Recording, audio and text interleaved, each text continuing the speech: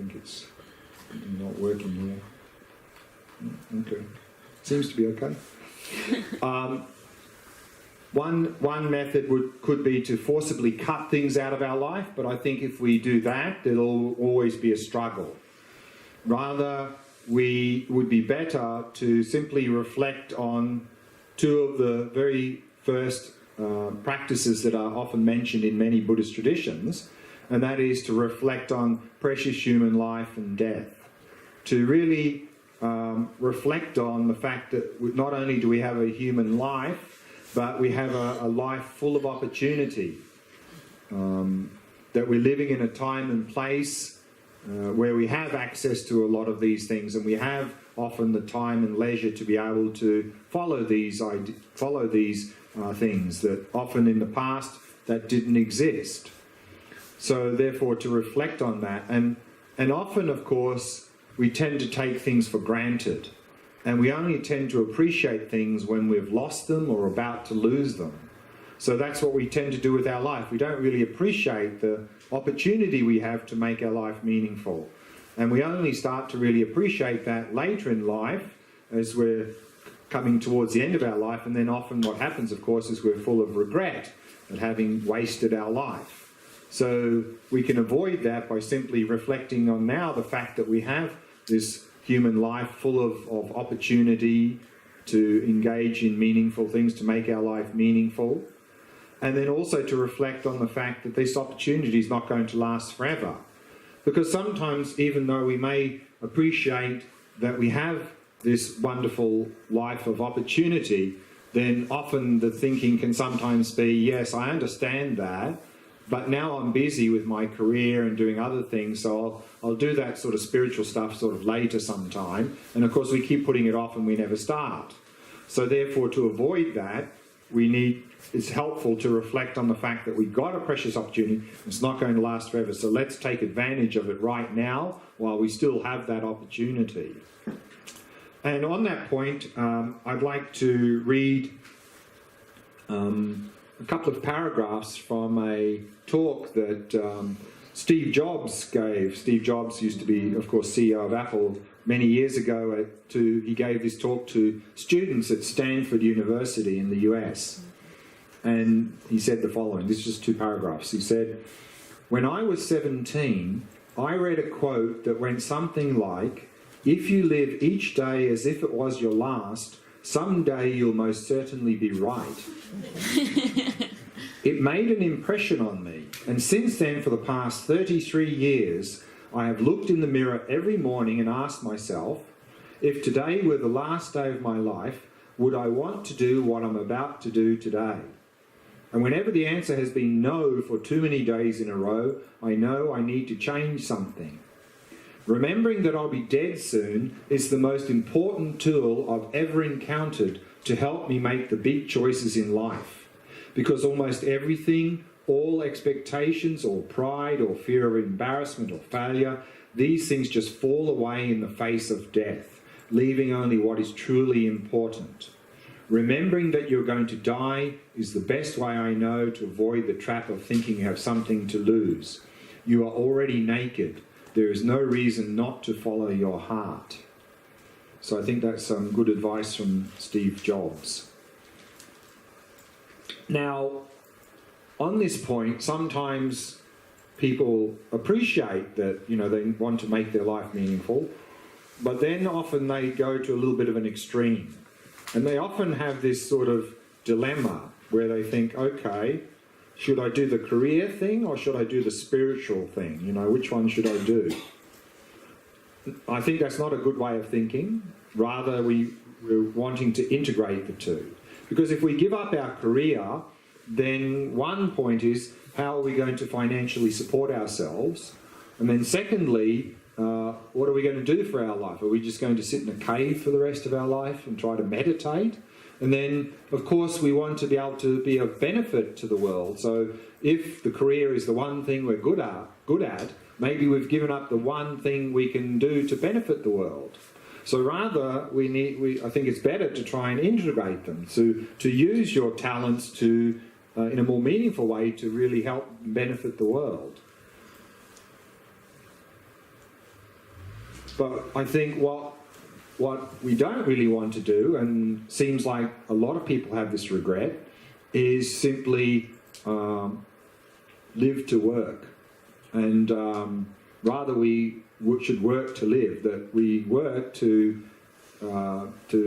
provide some financial support and then also maybe use that to benefit the world.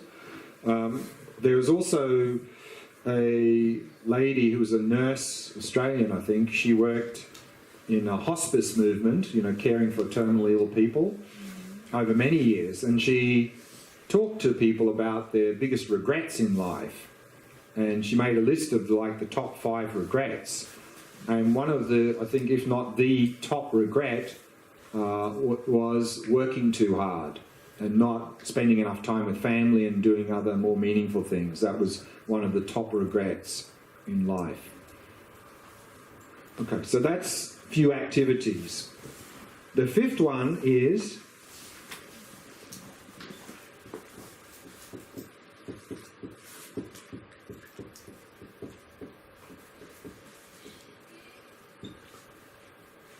ethical lifestyle. So, of course, the basis of all Buddhist traditions is ethics, and I think the basis of any meaningful lifestyle is ethics. So let's have a look at, again, Tension Revolution, what he says that here. A necessary foundation for balancing the mind is ethical discipline, which is far more than merely following social rules or religious commandments from an external source of authority. To live harmoniously with others, we need to practice social ethics. And to live harmoniously with our natural environment, we need to practice environmental ethics. The practice of ethics involves avoiding harm to others by means of our physical, verbal, or mental behaviour, and leads to social and environmental flourishing, in which whole communities may live in harmony with each other and with their natural environment. A third type of ethical discipline is psychophysical ethics. To promote inner well-being, we need to practice ethical ways of treating our own bodies and minds. This includes taking good care of the body, following a healthy diet, and getting the right kind and amount of physical exercise. It also involves engaging in mental behaviour that is conducive to balancing the mind and reducing disturbing mental states such as hatred, greed, confusion, fear and jealousy. And then the last one is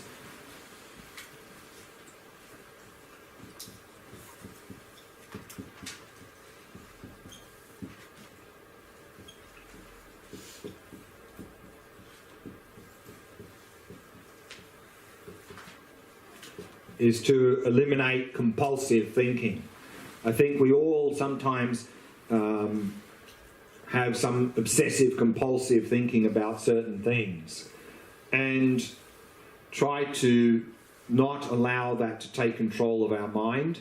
And I think one thing here that can be very helpful is to work on our worldview, because as long as our worldview is that the source of my happiness and the source of my suffering is out there, I think generally a lot of obsessive compulsive thinking follows, because often a lot of it is about thinking about how to get certain things that seem to be making me happy, and trying to think about things, how to avoid certain things that seem to be going to give me suffering. So where often a lot of this obsessive compulsive thinking is about the future in terms of how to get the pleasant things and how to avoid the unpleasant things. Whereas I think if we can shift that worldview to a view of genuine happiness, inner well-being, we can help to reduce that. But in whichever way we can, to reduce that as much as we can. And of course then the more we engage in the Shamatha practice, particularly the one of observing the mind, that's also going to help reduce it further. So let's have a look at what he says here in the book. He says, many of us let compulsive thoughts dominate our minds. These won't stop overnight, but as we engage in Shamatha practice, both during and between sessions, it is important to observe the mind's activities and restrain it when it falls into thought patterns that aggravate mental disturbances.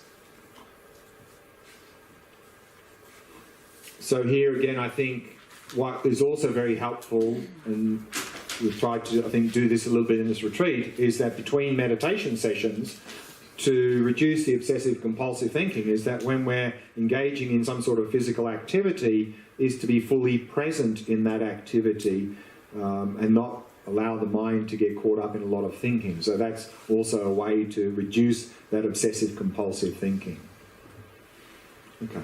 And then to summarise these 6 points, again, just a little bit here from the Attention Revolution, he says, in our materialist society, even for people who are drawn to non-materialistic values, there is a strong tendency to take our current way of life as the norm, and then to add meditation to fix it, like a band-aid applied to a festering wound. My first experience with meditation in the late 1960s is a good example.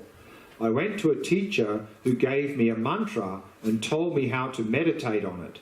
But in these instructions, there was no reference to the way I should lead the rest of my life.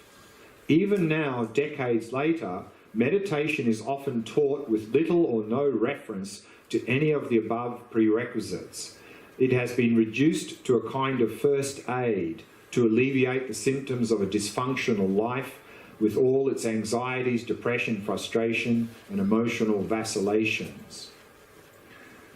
This reminds me of an article I recently saw titled Mindfulness, how mindfulness is, from Buddhism, is taught by neoliberals or something. But basically the article was very well written, and it was basically saying exactly what he was saying here, that mindfulness, of course, is now getting very popular, good thing, even a little bit sometimes trendy. But sometimes, exactly as he said, sometimes how mindfulness is being presented or given is as this sort of like magic pill that will fix all your problems. Prozac. Better to do Prozac, I think. But and what they often do is that they take mindfulness, often it comes from the Buddhist context, but then they just take it out and throw away all the other stuff because, you know, that's that religious stuff. We don't want any of that. And so then they provide just what's called bare mindfulness. And they provide it, like I said, just almost like a magic pill. You know, take this magic pill of mindfulness and all your problems will go away. Of course, they won't go away. In fact, they could even get worse. Because, as he said, is if we have a dysfunctional lifestyle and then we add a little bit of mindfulness to that, we may just get better at being able to cheat and deceive people, for example. I mean, that's not going to be a recipe for inner health and well-being. So therefore, you know, we need to have a framework around that mindfulness. And this is part of the framework. And particularly, I think, this framework of genuine happiness. That if mindfulness is applied to happiness and suffering out there, I think maybe you're just going to end up with more difficulties in your life. Okay. For a mind that is assaulted with a myriad of mental afflictions such as craving, hostility and delusion, we need more than a medic. We need long-term intensive care. This is what this training is all about. So it's important then, and I mentioned, I think as well, is that this shamatha practice, we need to have balance. We need to have a framework around that practice if we really want it to be effective. So these are the 6 preconditions. So the first one is the outer.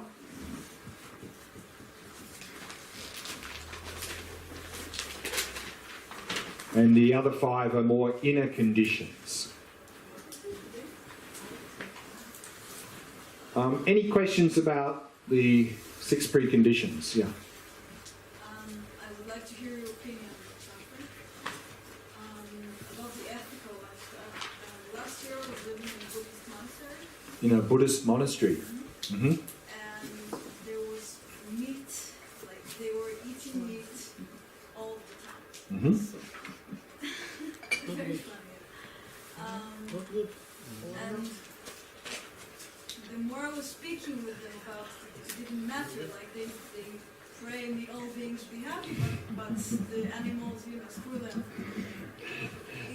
Yeah. Even the Dalai Lama eats meat, and I love him, but it's really... Well, he only eats a little bit because of health reasons. He tried to be vegetarian for many years, but then he got jaundice and got very ill, and the doctors told him he needed to eat a little bit of meat.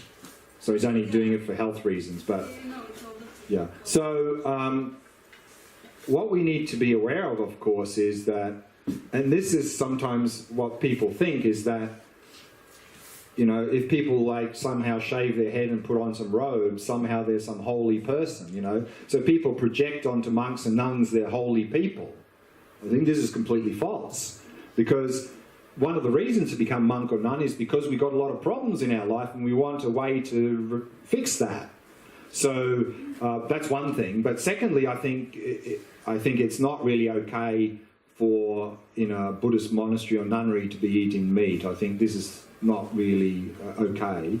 And of course, there's a lot to be said about this, but I'll try and sort of be brief, is that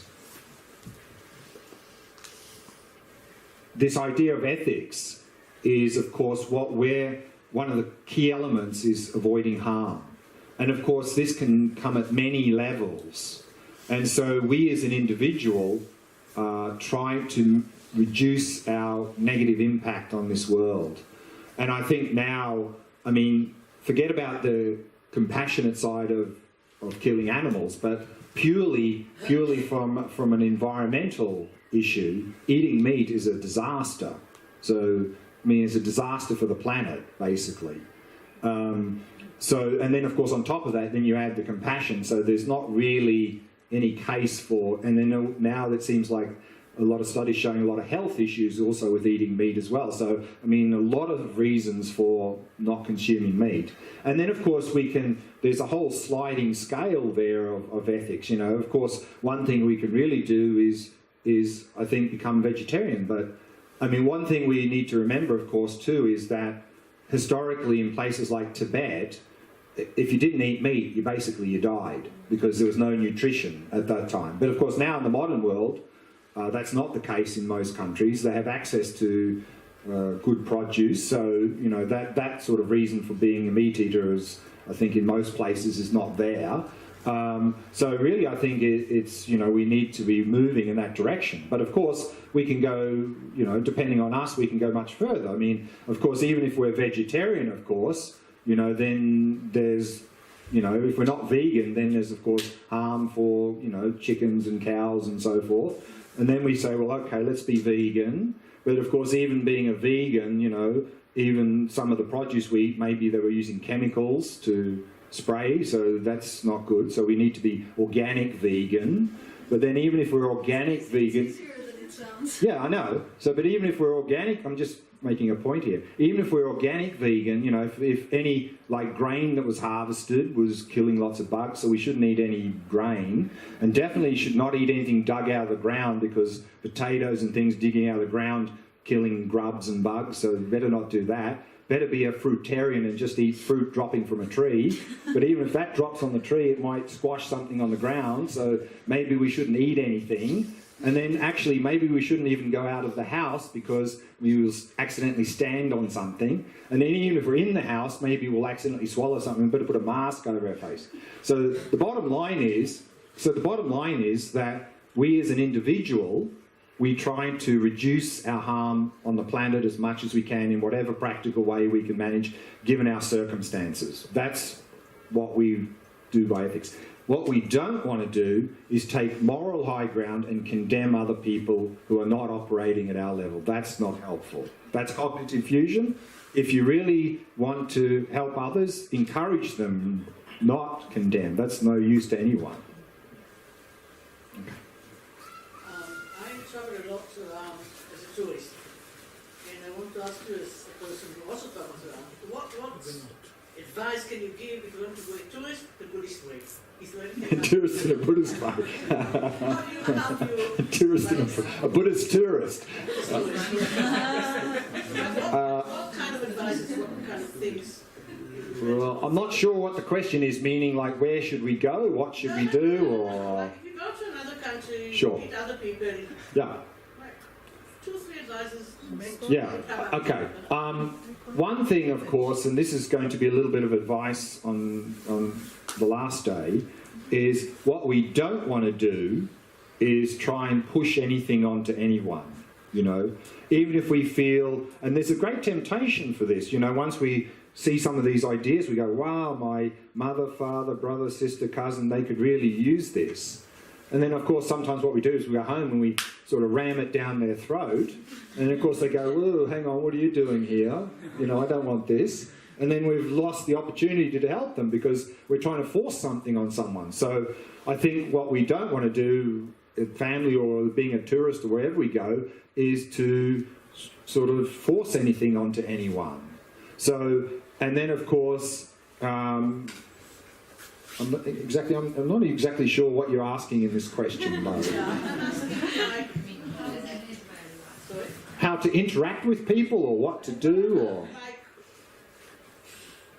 maybe if you look at your life before you traveled. Yeah. Well, now I mean What differences did you make in your? Yeah. What I do now, I mean, of course, I'm jump around teaching and leading retreats a lot. But now, actually, I don't like to be tourist. I mean, I'm not really so. I'm not so interested in going and seeing places.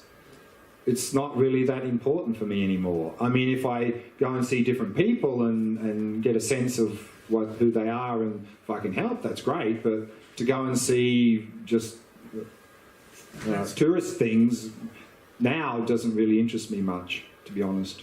And food-like, or the food, the meditation, where do you put them in your...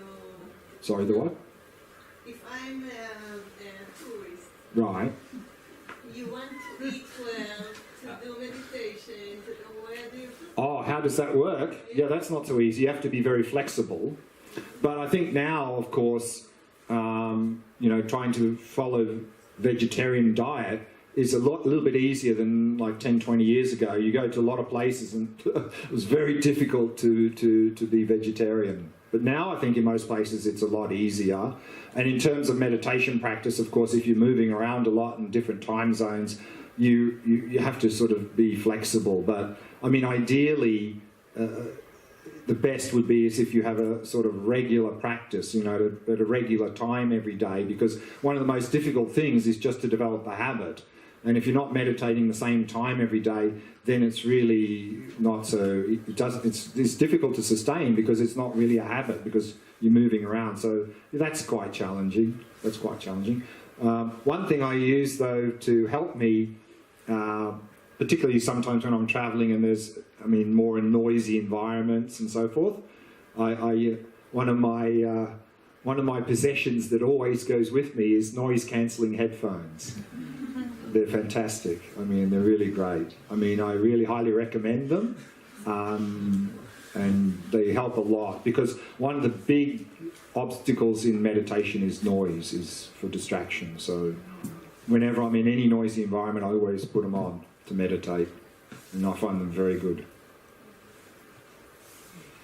Regarding the supportive environment, Yeah.